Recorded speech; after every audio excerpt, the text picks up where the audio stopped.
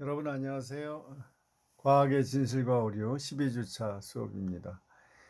이제 3주만 있으면 우리 15주가 됩니다. 13, 14, 15 기말 시험을 보는데 비대면으로 시험을 보기로 됐습니다. 그래서 우리 그 사이버 캠퍼스에 학습란에 보면 시험이 있어요. 거기서 이제 볼 겁니다.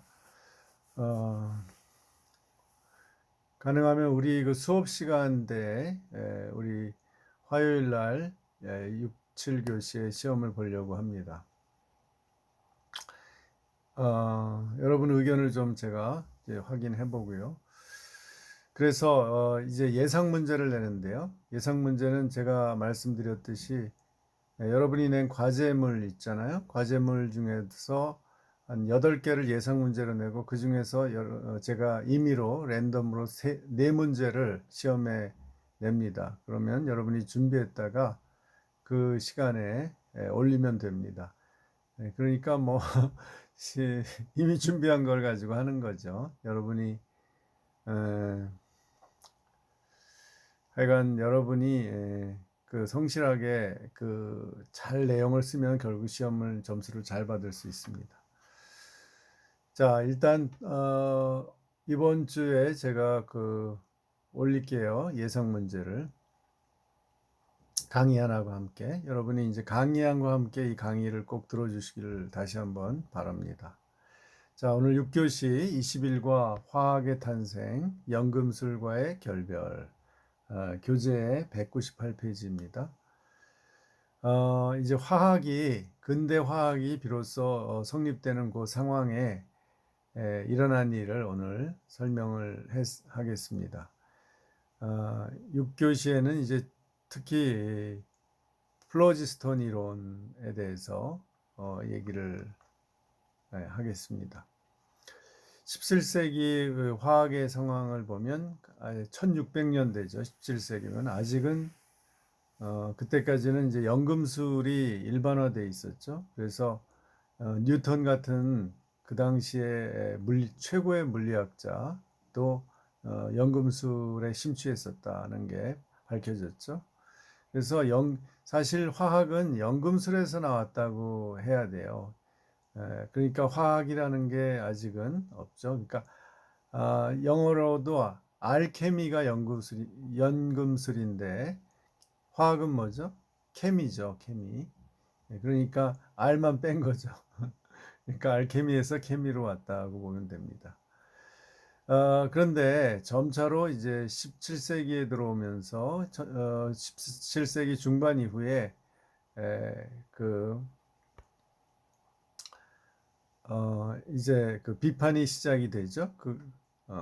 그런데 그거 특별히 로버트 보일이 회의적인 화학자란 책에서 1661년에 아리스토텔레스의 정말 뭐 2000년 가까이 믿어왔던 이 사원서설과 그 파라셀수스의 세 원질이라는 것을 이제 비판해요.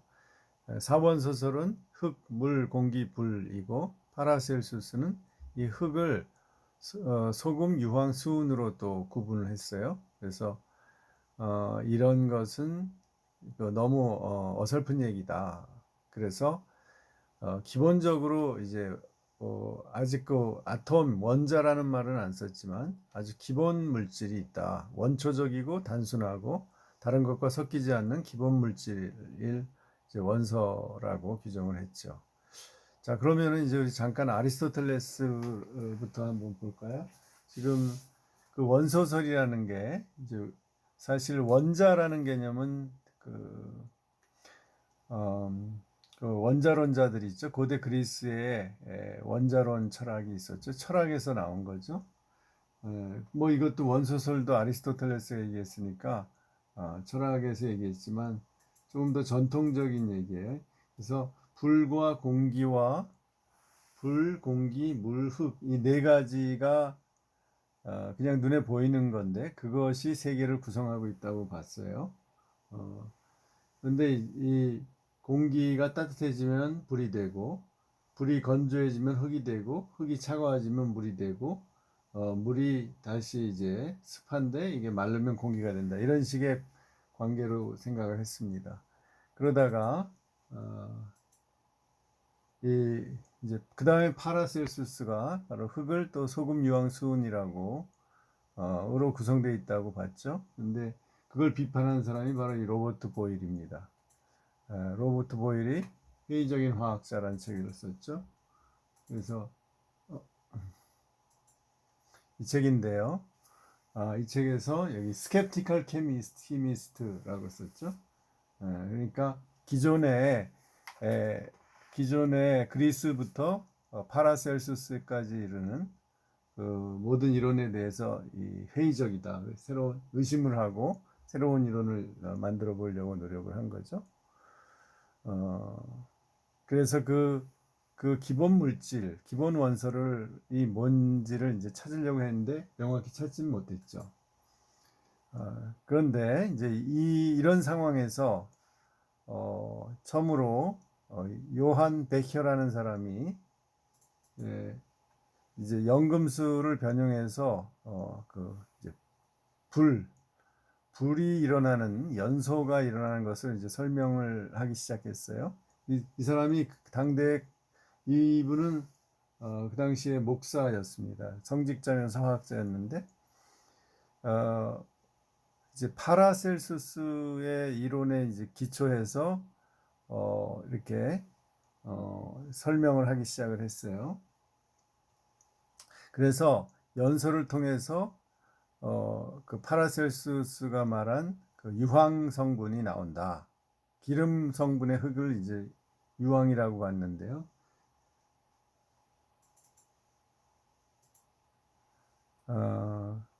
이제 그것을 조금 더 이제 발전시킨 사람이 이 사람의 제자인 슈탈이라는 사람이에요. 이 독일 화학자죠. 요즘 독일 화학자 중에도 슈탈이라고 유명한 교수가 있는데 저 후손인지 모르겠어요. 그래서 슈탈이 이제 베히어의 제자로서 플로지스톤 이론을 만들어내게 됩니다. 이 사람이 이제 요아킴 슈탈이에요. 게오르그 슈탈.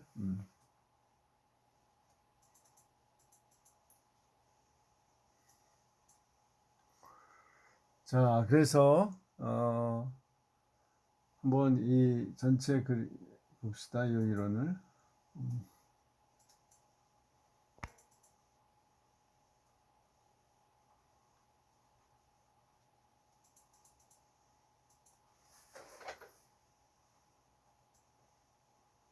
우선 이제 베헤의 이론을 보면 베헤는 이제 1635년에서 1681년까지 살았고요. 기본적으로 아리스토텔레스의 사원설에서 흙이 있죠. 흙을 파라셀수스가 이렇게 세 가지로 나눴거든요. 소금, 유황, 수은. 그런데 그걸 이용한 거죠. 그러니까 다 그 전에 있던 이론을 이용해서 조금 더 변형을 시킨 거죠. 그리고서 그 중에서 이제 연소설을 설명한 거예요. 연소 현상.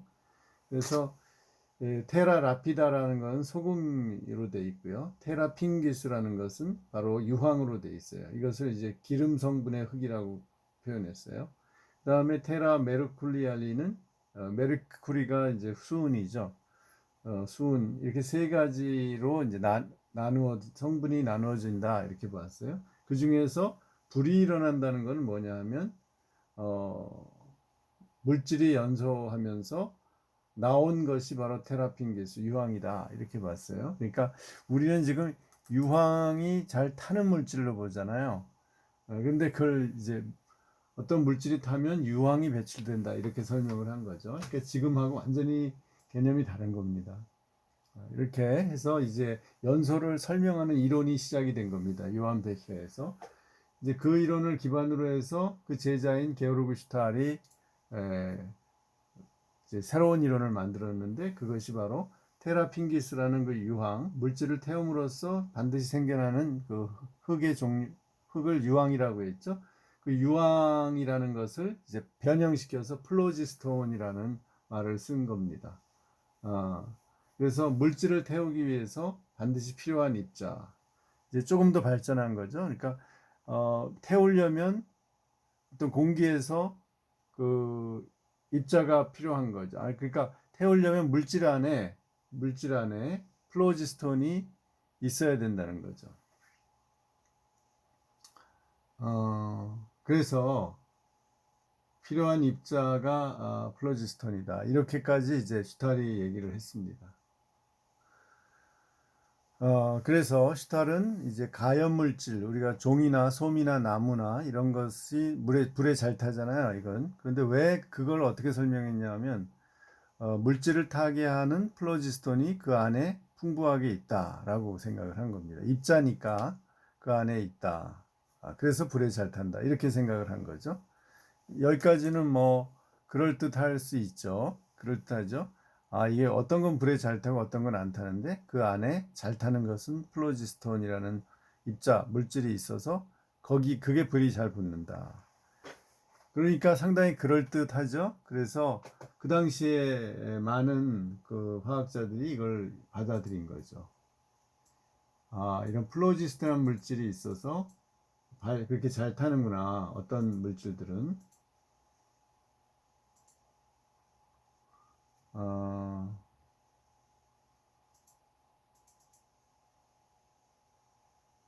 선으로 가봅시다. 네. 자, 이 사람이 슈탈이고요. 다시. 자, 플로지스톤을 설명해 봅시다. 나무가 불에 타잖아요. 그러면은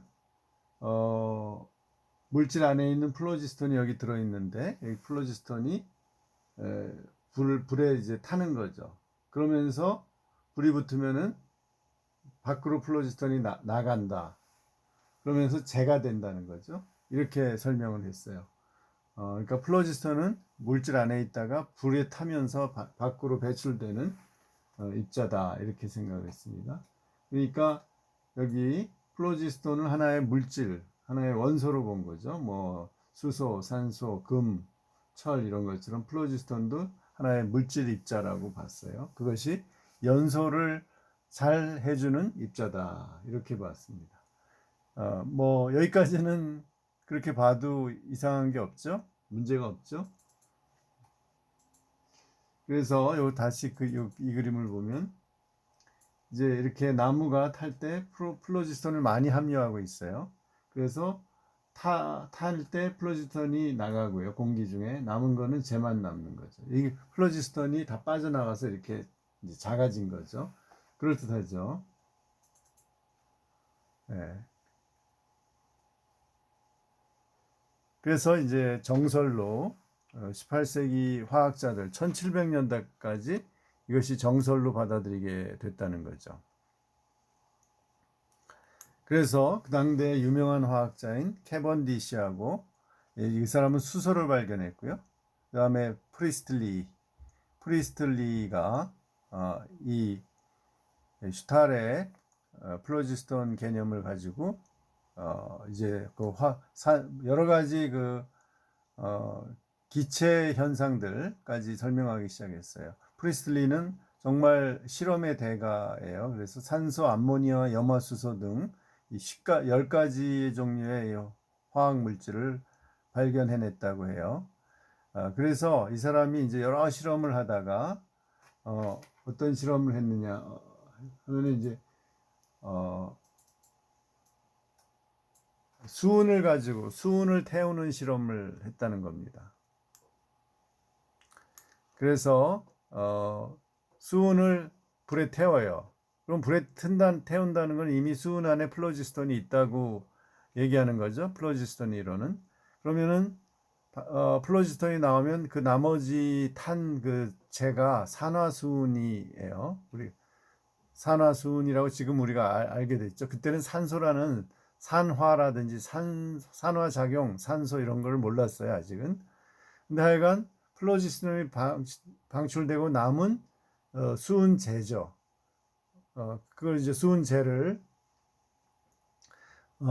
이제 보게 되는 거죠. 그런데 이 수은재를 즉 우리가 알기는 산화수은 이것을 유리관 안에 넣고 다시 가열하면 그럼 플로지스톤이 다시 들어가서 다시 수은이 되는 거예요.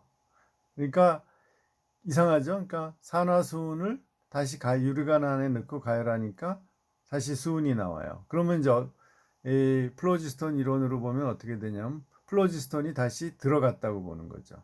예. 그러니까 플로지스톤이 수은에서 나와서 산화수은이 됐잖아요, 찌꺼기가.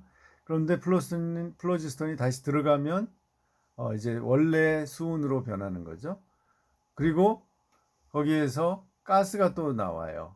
플로지스톤은 입자들이잖아요. 그런데 새로운 가스, 즉 기체가 나오는 거예요.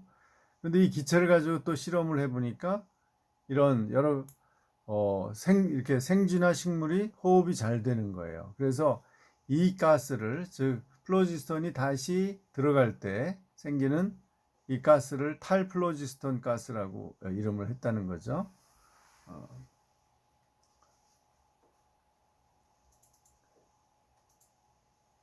이거 보세요. 그러니까 여기까지 프리스틸리가 밝혀낸 겁니다. 이 가스, 탈플로지스톤 가스를 가지고 그 안에다가 이제 생겨났잖아요. 수은이 생기고 탈플로지스톤 가스가 여기 있는데 보통은 이렇게 촛불을 켜놓고 오래 있으면 생지가 죽고 촛불도 꺼지잖아요. 그거는 현상을 다 그때도 실험해봤죠. 근데 이걸 지금 우리가 보면 산소가 다 타버려 가지고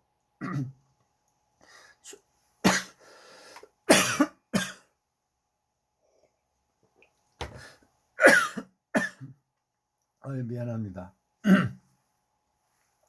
우리는 이미 답을 알고 있잖아요. 이 초하고 공기 중에 산소가 타서 이산화탄소가 나오는 거죠. 그래서 생쥐가 죽게 되는데 그 당시는 그걸 프리스틸리도 잘 몰랐어요. 그러니까 이걸 탈플로지스톤 가스가 생기면 이 생쥐나 식물이 살아난다 이렇게 생각을 했어요. 그러니까 이 탈플로지스톤 가스가 결국 뭐예요? 산소죠. 그런데 아직은 그 정체를 모르는 거예요. 근데 그 산소가 생기는 것을 잘못 설명을 한 거죠. 그러나 이것이 탈플로지스톤 가스가 생명체에게 식물과 동물의 호흡이나 생장을 돕는다는 것까지는 이제 알았어요. 그래서 1774년에 여러 종류의 공기에 관한 실험과 관찰을 책을 썼죠. 6권이나 썼어요. 얼마나 실험을 많이 했겠어요. 네, 그런데 플로지스톤 이론에 이제 문제가 있죠. 그게 뭐냐? 가장 문제가 무게 문제죠. 무게. 예. 그러니까 금속을 가열하면 보통 이렇게 무게가 증가한단 말이에요. 그건 우리는 지금 알고 있죠. 산소가 들어가서 무게가 증가하는 거죠. 금속에 산화가 되니까. 그런데 플로지스톤 이론에 따르면 플로지스톤이 이렇게 금속을 가열하면 수은도 마찬가지고요. 빠져나가니까 플로지스톤이 무게가 감소해야 하잖아요. 그런데 실제로는 무게가 재보면요. 수은을 불태웠더니 산화수은이 되잖아요. 그럼 플로지스톤이 빠져나갔다고 그 당시에 생각을 했죠. 그래서 무게가 가벼워야 되는데 실제로는 무거워요. 이걸 설명을 못 하잖아요. 그래서 플로지스톤이 이제 희한한 이론을 만들어내는데 플로지스톤이 마이너스 무게를 가졌다는 이런 환상적인 논리를 만들어내게 돼요. 그러니까 마이너스 무게 이거 완전 그러니까 있을 수 없는 어떤 물질이 마이너스 무게를 가지고 있다. 그러면 이 수학으로는 가능하지만 실제 어떤 물질이 질량이 있는데 마이너스다. 그 질량이 그건 말도 안 되는 거죠. 그러니까 어, 에, 지금 어, 지금 그런 이제 원자의 이하의 세계에서는 그런 마이너스 입자라는 게 있죠. 그렇지만 이 일반 분자 이상의 그런 원소들에서는 마이너스 무게가 있을 수 없는 거죠. 그런데 하여간 플로지스톤 이론을 가지고 설명을 하다 보니까 금속이 무거워졌다는 것을 플로지스톤이 빠져나가서 무거워졌다는 걸 설명하기 위해서 플로지스톤은 마이너스 무게를 가지고 그게 빠지니까 무게가 올라간다. 이렇게까지 설명을 한 거죠. 이렇게 설명했을 때 이제 문제가 어떻게 되나 그림으로 한번 봅시다. 아, 그게 여기 이겁니다. 자, 요쪽은 플로지스톤 이론이고 요쪽은 이제 나중에 나오는 라부아지에의 산화 이론이에요. 우선 플로지스톤 이론이 두 가지 실험을 했을 때 이제 어떤 거는 설명이 되고 어떤 건 안 되는 거예요. 자, 먼저 플로지스톤이 물질에 플로지스톤이 들어있는 거죠. 동그란 게 플로지스톤이에요. 이게 연소하면은 플로지스톤이 밖으로 나가고 물질만 남는 거죠. 그럼 이거는 가벼워져야죠. 그런데 이게 맞는 경우도 있어요. 예를 들면 숯을 숯 안에도 플로지스톤이 있다고 봐야죠. 불타니까 숯도. 그래서 처음에 숯의 무게를 쟀어요. 그 다음에 불을 태웠어요. 숯이 다 탔죠? 그러면 어때요? 가벼워지죠. 숯에서 뭐가 나갔죠? 숯에서 뭐 여러 가지 그 물질이 타버렸죠. 그래서 재만 남았죠. 그러니까 타서 많은 물질이 기화돼서 나갔어요. 거기 탄소가 주로 이산화탄소로, 숯은 탄소니까 탄소가 산소하고 결합해서 이산화탄소로 다 날아가 버렸기 때문에 가벼워지죠. 그죠? 그래서 이런 숯 같은 경우, 나무 같은 경우에는 타고 나면 가벼워져요. 많은 그 물질이 이산화탄소가 되어서 산소 결합을 해서 나가버리니까. 그러니까 산화 현상에도 이제 여러 종류가 있죠. 금속과 비금속에 다른 거죠. 비금속의 경우는 산화하면 다 날아가 버려 가지고 가벼워져요. 그러나 여기 봅시다. 여기 아래에 보면 여기는 이제 수은이에요. 아까 말한 수은, 금속이죠. 수은도 좋고 뭐 철도 좋고. 근데 수은이 반응을 잘해요. 수은을 이제 무게를 재고 태우면은 어때요? 수은에는 산소가 결합해서 산화수은이 돼요. 공기 중에 산소가 결합해서 그러면 무거워지는 거죠. 어떤 때는 가벼워지고, 그러니까 플로지스톤이 여기서는 이제 설득력이 있죠. 가벼워진다는 것은 플로지스톤이 나갔다고 설명하면 돼요. 숯에서. 그러나 수은의 경우는 어떻게 플로지스톤이 나갔는데 무거워지냐를 설명할 수 없다는 거죠. 그래서 플로지스톤은 마이너스 무게를 가지고 있다. 이렇게 주장한 거죠. 그러나 이제 라부아지에가 나오면서 완전히 이게 뒤바뀌는 거죠. 그러니까 어떤 그 당시에 그 고정된 기존의 이론을 벗어나지 못한 거죠. 이 어떤 과학자들도 자기가 가지고 있는 강한 전제에서 출발하다 보면 거기서 못 벗어나는 거예요. 이게 일종의 토마스 쿤이 말한 패러다임의 성격이죠. 그 패러다임에서 어떤 실험적으로 문제가 생기는데 어떤 반대 사례가 생기는데도 계속 그걸 믿는 거죠. 그래서 어떻게든지 그 안에서 설명해 보려고 하는 거죠. 그 패러다임 안에서. 그것은 과거에 천동설도 그랬죠. 천동설, 프톨레마이오스 천동설도 자꾸 안 맞는 별이 나와요. 천동설로. 그러니까 이제 그걸 보완하기 위해서 주전원도 만들고 자꾸 변형을 시켰죠. 그러나 결국은 틀렸다는 것이 뭐 수백 년, 수천 년이 지난 다음에 밝혀진 거죠. 재미있는 것은 라부아지에는 이렇게 화학 이론적으로는 굉장히 보수적인 기존의 플로지스톤 이론을 지키려는 입장이었지만 정치적으로는 또 굉장히 급진적이라서 프랑스 혁명을 영국 사람인데 지지하다가 영국 군중한테 습격을 당하고 도망갔어요. 미국으로 망명을 할 수밖에 없었던 사람이에요. 그러니까 재미있죠? 이게 과학자들이요, 자기 정치관은 하고 자기의 어떤 과학적 입장하고는 또 다른 문제라는 거죠. 이 프리스트리는 굉장히 진보적인 생각을 한 거죠, 정치적으로는. 그래서 프랑스 혁명을 지지했는데 영국의 대다수의 사람들은 프랑스 혁명이 일어나는 그 과정을 보고 특히 왕을 막 죽이고 이러는 거, 여러 사람들을 수만 명을 그 단두대에서 처형을 하고 이웃나라와 전쟁하고 이런 것을 보면서 이런 혁명의 어떤 후유증, 폭력을 보면서 아주 영국 사람들은 굉장히 프랑스 혁명을 싫어했거든요. 그러니까 이 프리스틸리가 거기서 쫓겨나게 된 거죠. 예, 여기까지 일단 6교시 하겠습니다. 예, 감사합니다.